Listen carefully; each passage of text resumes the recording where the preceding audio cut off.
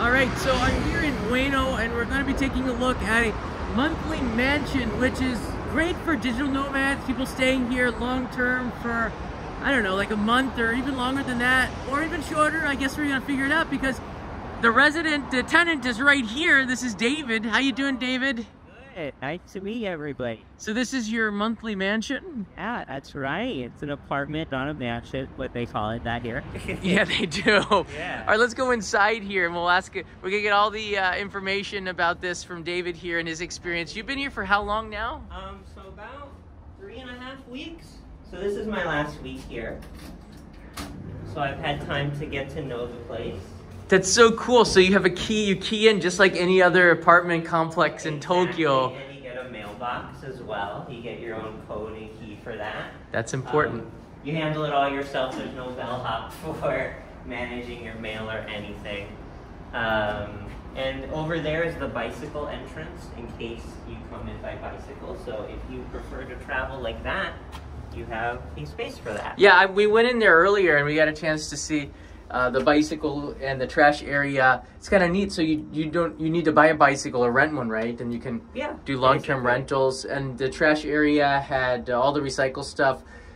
Usually you have to separate it and put it out on the day yourself, but I guess there's a trash guy who does all that for you. They recommend you to do that because, I mean, there's no smell-o-vision, but it's pretty rank in there because people do put it in early. That is a typical Tokyo view. It's not the Tokyo Towers, Fuji that everybody thinks. You got to pay for that. No ocean view here, but it is. Hold on 1 second.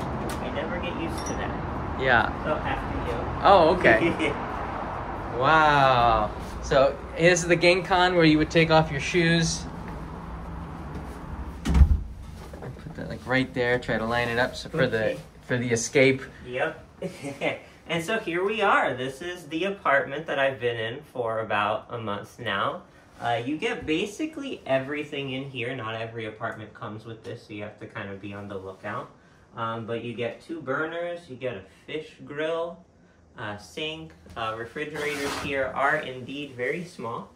Yeah, there's the fish. We haven't used the fish grill at all because it's really hard to clean. Yeah, I figured, so I haven't used it much myself. But the fans. I've been a big fan of our little rice cooker, which came with the apartment, which is awesome. And oh yeah, look at that.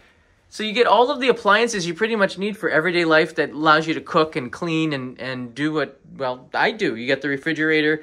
This is I guess this is on the small side. I have a medium-sized one. Normal microwave oven, and then you have the rice cooker and a water boiler for instant noodles, which you should not be eating. They're not healthy for you, but I've been making curry. Oh, that's very good. That's very good. The toilet is, of course, your standard Japanese toilet. It's got the bidet. It's got the seated heats. You live in luxury here, which is really nice. Wow, if you're calling this luxury, you have no idea what's out there in Tokyo. American toilets are... That's true. Very true. Now in here, of course, you get a regular sink, but you get a washing machine included. Has this been hard to use?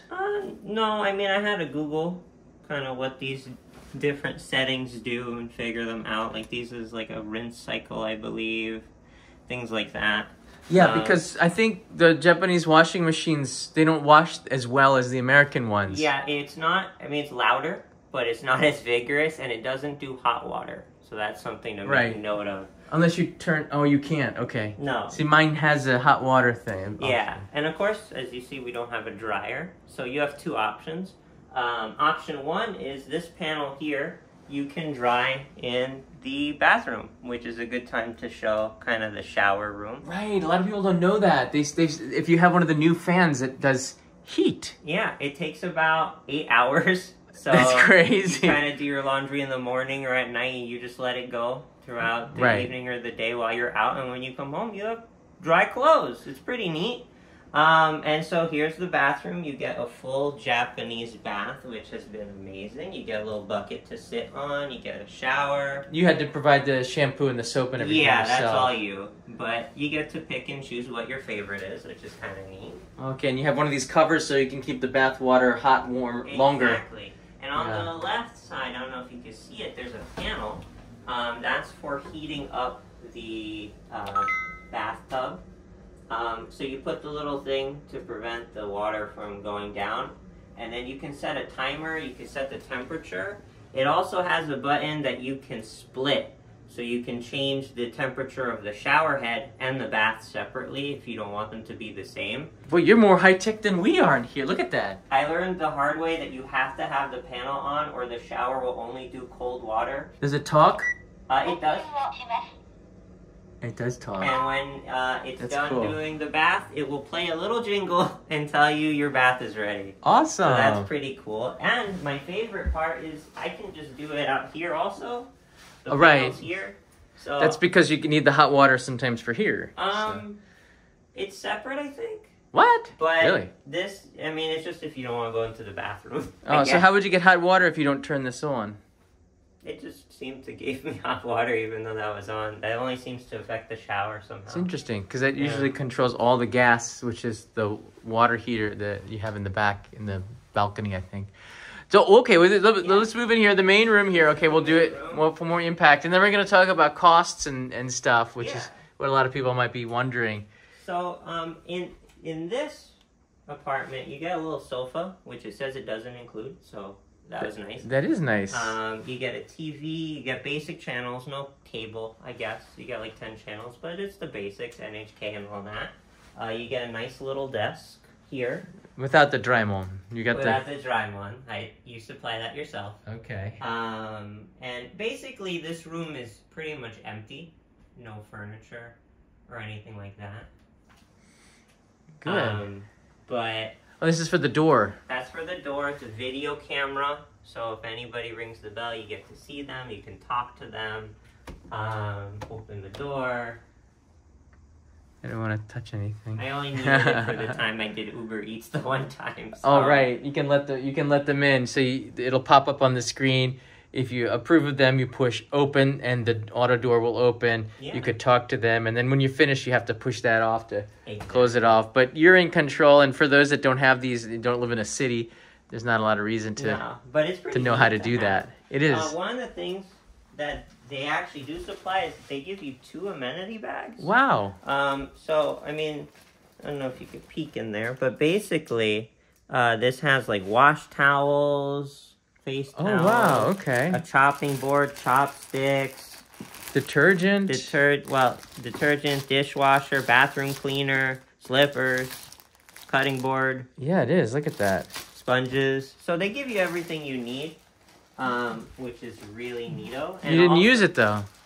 So they give you 2. So Oh. I only needed the 1. Okay. Because I just cleaned stuff. Interesting. They also give you, it's in there, but that causes a bit of a mess. But It's all right. We'll stay out. They have a vacuum cleaner. They have an iron. So you get everything, really. And actually, they do supply towels. I didn't realize that. So I ended up buying my own. But That's pretty... This is more luxury than I thought it was going to be. I thought it was going to be more basic. I've stayed in a monthly mansion before. It was usually... The reason why Japanese do it is because your company asks you to go out to work at a certain location for an extended period of time, and a hotel just doesn't make sense. They also have weekly mansions or monthly mansions, you call them. Mansion is just a fancy term for a condominium, and usually they're stocked out well, lots of appliances. You got the bed, you got the sheets and everything. But you got to do it yourself, right? That's exactly. Take out the trash, clean up, no maid service. No, you're on your own here. You handle it yourself. Right. Gotta wash your own bedding. Gotta bring your own pillowcase if you like that.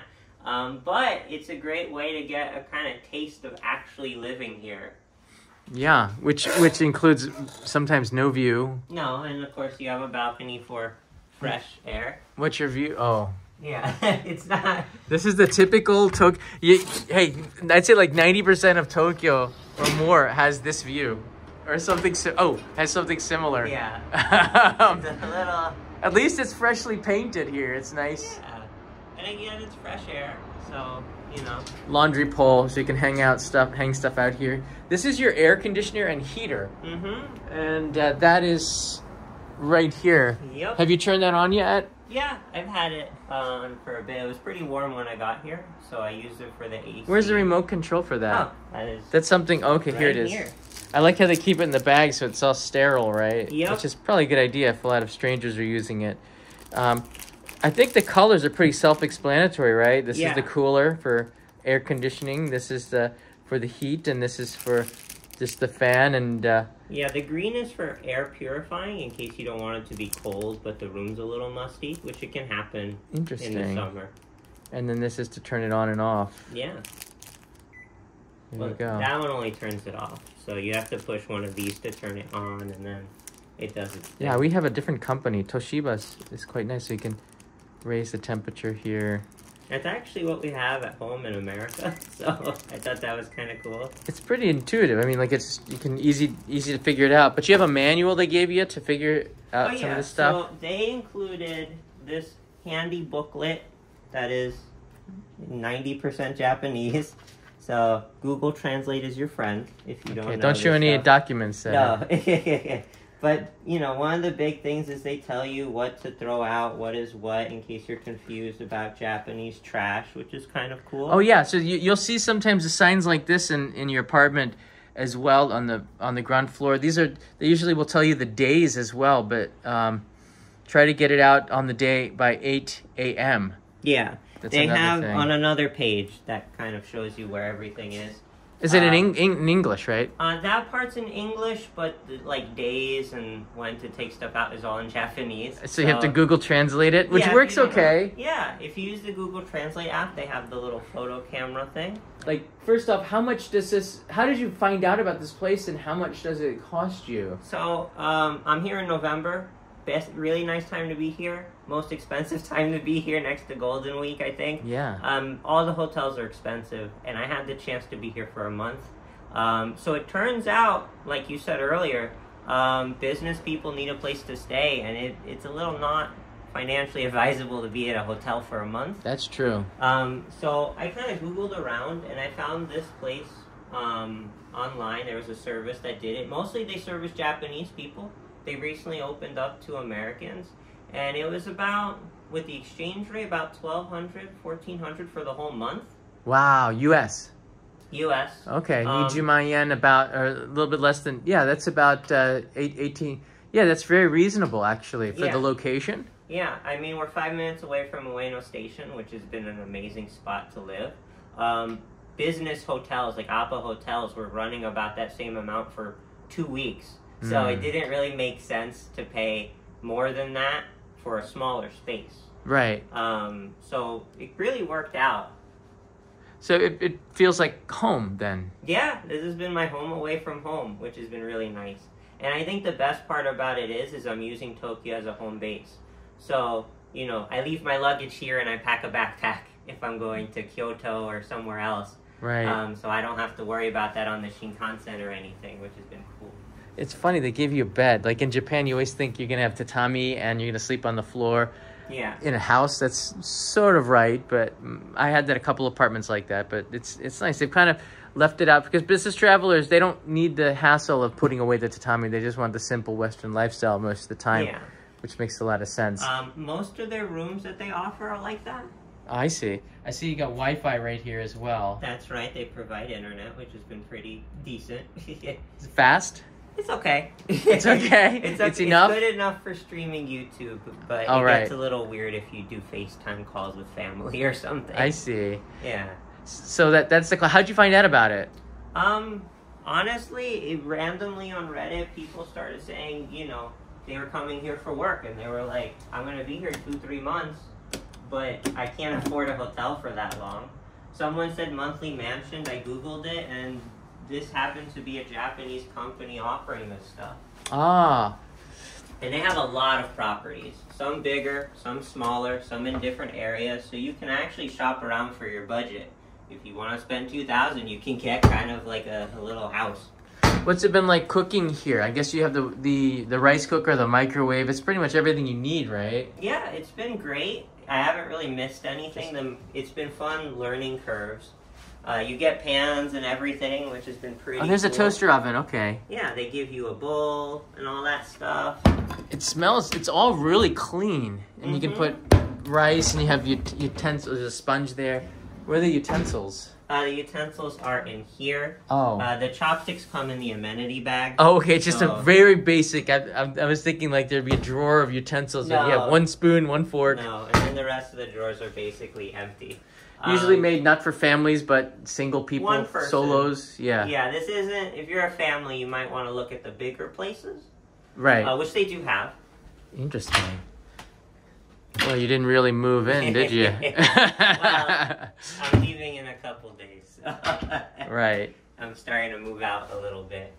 But, yeah, it's been great using the rice cooker, heating up some curry in the microwave or boiling the water. And, you know, it's kind of learning to live the slow life somehow here. Yeah. Going grocery shopping and all that stuff. I think so. So talk a little bit about, so when you go to a hotel, usually you're put right in the middle of well, it depends how much you're paying, but you'll be put pretty central in an area and real easy in and out. Somebody will be here to give you information. Yeah. You don't have that. Well, you have me, but you I've been helping David a little bit. He's been doing a lot of this on his own. But your first time here in Japan. Yeah. So how are you getting that information? Do you miss that kind of interaction with other people as well that you probably get at a hotel? You're more solitary here. That is true. For me, for my part, I grew up on the internet, so I'm really good at researching. I wouldn't say good at Japanese, but I'm comfortable with it. So the most valuable part for me is to look up a place in Japanese and look up reviews and see what's good around the area. So yeah, you do have to be a little self-sufficient, but at the same time, you are nearby like 50,000 hotels at all times. And right. Other tourists and other people around, and generally people are pretty helpful if you want to ask anyone anything. You're pretty much central Tokyo. Do you feel any danger? I guess you hail from the East Coast in the U.S. to near a big city. I won't list it, but walking around in this kind of a place in your country would be quite different, right? No, I have a self-imposed curfew over there, but here I've walked around pretty late. There's honestly almost nobody around anyway. But have you seen any of your neighbors?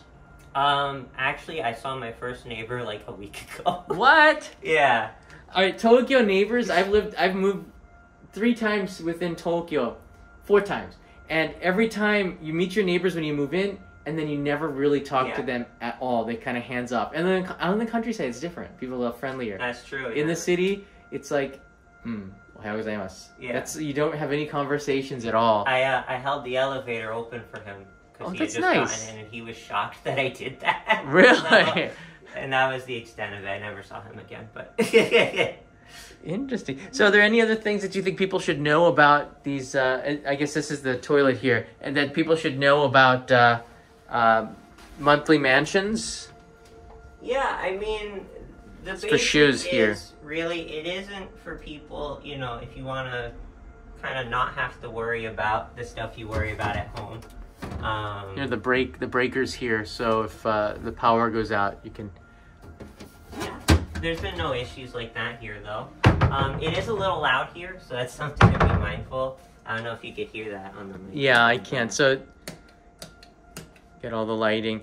Everything is in Japanese as well, so it when I first moved into my Japanese apartment, the first time, total immersion. So you're trying to figure out the buttons on the things, on the rice cooker, and you kind of remember it, maybe not by the words, but by the process. You're like, muscle memory. Okay, push this button, this button will make rice. But you can also kind of study some of the stuff. It's really great if you're learning Japanese to be here, because you're kind of... That doesn't do anything. It's the one button that doesn't do anything. But... Yeah, so you start to learn little things by being completely immersed into it. Yeah, but you do need to be a little comfortable with it, although the company I work with did have English people, and they've been wonderful. They answer all my questions. Yeah, I was there when you picked up the key. That was interesting. So it was something done through Japan Airlines. So I don't know if they're affiliated with Japan Airlines. Typically, you go to their offices. I think they're in Shibuya, and you pick up the key. But I was getting in late. So they offer for a fee to drop it off at the JAL ABC desk at whatever airport you're going to. So if you're coming in at Narita, no problem. And then they give you Okay. Wow. So that was, I think, worth it because Yeah. your flight was a little late. Yeah. Little. But they're very accommodating. They're very helpful in English. Yeah. But once you're here, you do kind of have to fight for yourself a little bit. So that is one thing to note. But if you like the adventure, if you like that kind of lifestyle, it is really fun. Yeah, this is the same size as the apartments I had when I was an English teacher. They're just, it's just enough to live in, but probably not enough to really live in. I guess, because when I came from America, like, dang, this is small. This is like dorm room size in a way, right? But but as a tourist, if you're not going to be in the apartment that much, you just sleep in here, it's perfect. And for the every odd day that you're tired and you really don't feel like going out, because that happens sometimes if you're here for a month, it's just nice to have a place that you can cook in. Interesting. So you would do this again? I would, actually. Maybe stay out somewhere a little further away from Central now that I'm used to everything. You can get bigger places for similar amounts. Yeah. Yeah, I like it. I know that this was an option, but I didn't know that it was in a convenient area like this here in Tokyo. They're sometimes hard to find the monthly mansions, but because they're in Japanese. I don't know if they're geared towards tourists, but I think maybe they're starting to do that a little bit more, and it's certainly an option. I think it's different than Airbnb, right? Oh yeah, I mean this is all a Japanese company, primarily for Japanese people. So there's a lot of accountability there, both on your part and their part. You do sign a contract. And like you said, actually, the contract is actually geared towards business people. Right. But they are accommodating for travelers and tourists as well. But you know that when you do it, you're kind of taken care of. Yeah, the company will usually does a good job, and it's your responsibility to do certain things, so you can't, have parties, stay up at night, late up at night, blast the volume, make a big mess. This is your home. And when you leave, if you leave too much trash, they'll charge you for it. They'll charge you for that. It's in the contract, I'm sure. Yeah, so you definitely want to keep up stuff yourself. There's stipulations, like if you get certain sicknesses, let's say, you have to tell them, things like that, so they can properly sterilize the place. Yeah. So the electrical outlets, the same as in the United States. You can get converters if you're traveling from Europe or Australia. They don't have the 3-prong though. They don't have the. That's a good point. So if you're bringing stuff from home, they're only 2 prongs. So you have to get a converter for those if you have a 3-prong item. And don't bring a blow dryer. Oh, they don't work? No, they're too power hungry, and they might cause a shortage. So I haven't had any problem with that. But what are some things that you learned that you might want to tell the people? The washer is different. The washing machine is different as a whole. That one's been, I think, the trickiest thing to find out. But otherwise, I mean, a lot of it's learning as you go. Right. Shopping at a grocery store is different than in the U.S. in small different ways. Right. That's kind of neat, going to the grocery store. You're basically living... This is a great way to test if you're okay with living in Japan, because it's not what you always expect. Is there anything that popped up like that you didn't expect?